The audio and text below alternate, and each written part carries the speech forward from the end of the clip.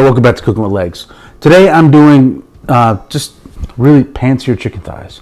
This is actually a great dish for someone just learning how to cook or someone looking for some quick, easy weeknight meals. This may take 15 or 20 minutes to make tops.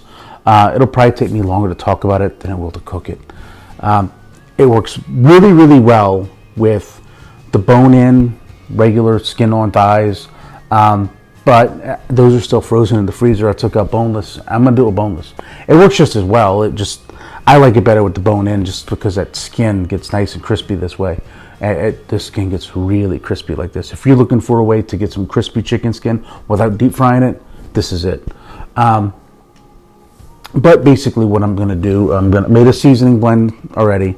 This is garlic powder, onion powder, some crushed red pepper, just a touch of cayenne. Shh, don't tell anybody, kids will hate me. Some thyme, some oregano, and I also threw in here, what was it? Salt. It's half the amount of salt as I have black pepper. And this came out great. So I'm going to dust both sides of the chicken with this.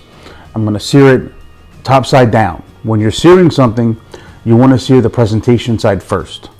Because that's going to cook more through and get nice and crispy. Then flip it, and I'll cook the bottom side for maybe 2 minutes just to finish it off. When you're searing something, this is another tip for people just learning how to cook. Don't pull the meat up out the pan. It'll tell you when it's ready.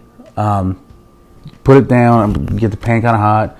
Just a touch of oil on it, not much. You just want enough oil to help lubricate the pan, not braise the meat. So you put it down skin side down, or top side down in this case. I'm gonna cook it. It'll take 5 or 6 minutes probably. When it's ready to come up, you just kind of hit it with a spatula on the side, or try and pull it up with a pair of tongs. When it releases itself without any force, that's when it's ready to come up. By then you should have some nice pretty marks on it. Cook the other side until it's cooked all the way through, maybe 2 minutes. Set it on the side. Once that's set on the side, I'm going to go ahead and let the pan cool for just a minute. I'm going to throw in some butter, good butter if you have it. I use this Amish roll butter that they only sell around here, that I know of. I know I didn't see it when I was living in New Orleans. But a decent butter works. The regular, like the really watery kind, there's no bueno. But put that in, let it melt. You want it hot enough to melt, but not hot enough to burn. Once that's melted, you're going to throw in a little bit of shallot and some garlic. If you want to throw in some capers or something, that would be the time to do it. Or artichoke hearts is great with this too. It's really something you can play with. Once you can smell the aromatic from the garlic and the shallot, put a little bit of white wine in there. I have some white wine that we bought a week or two ago we didn't like. I'm going to use that to cook with now. Stay away from the cooking wine.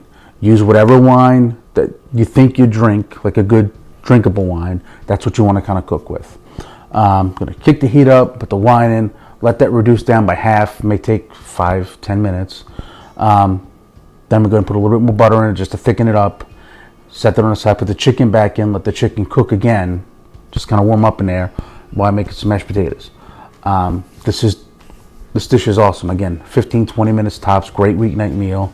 You get a nice side of mashed potatoes or asparagus or whatever else you want it on the side. Chicken thigh, just put that sauce right on top of those potatoes. Very bueno, muy bueno. I don't know why, it's not even a Spanish dish, but it's good, it's good. All right, let's get started.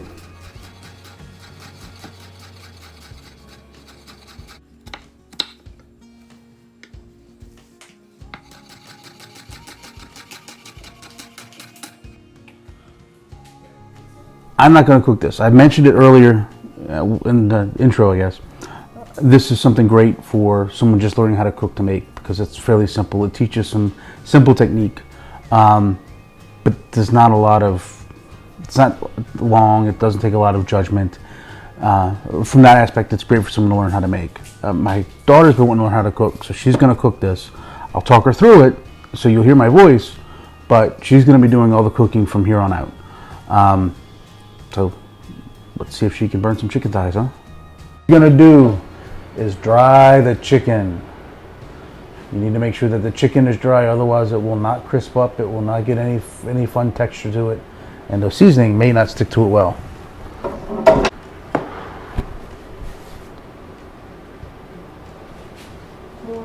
Yeah, you're gonna need quite a few layers because you're gonna press down and get as much liquid out of there as you possibly can.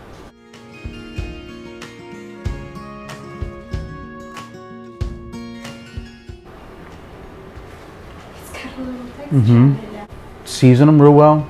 Like this? Yes, just cover them with that really well. And for those watching, yes, I'm going to throw out the leftovers of that and wash it just because it's got chicken juice in it. No, rub it in. Nah, she's done now. No, rub it in.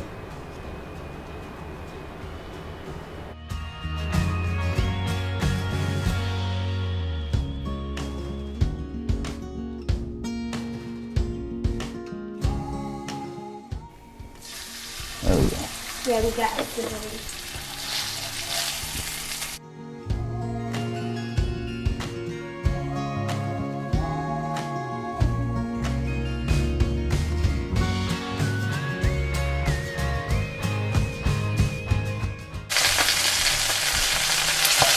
There you go.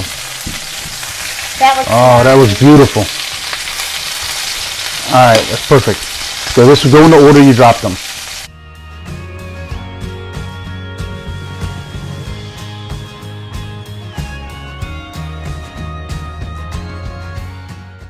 That looks delicious. Yep.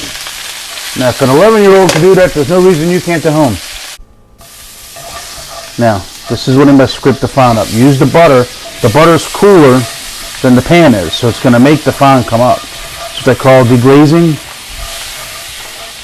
Here. Like this? Yep. Just hold the handle. Like this? Yep.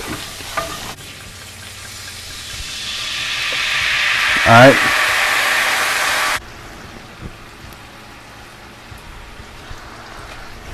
Don't want to waste those juices. All of the chicken. Organize the chicken so it's not, they're all kind of on the bottom. This way they can finish cooking. Like that? Yep. As you can see, that was quick and easy. Hope you guys try this at home. This is my favorite way to have chicken thighs.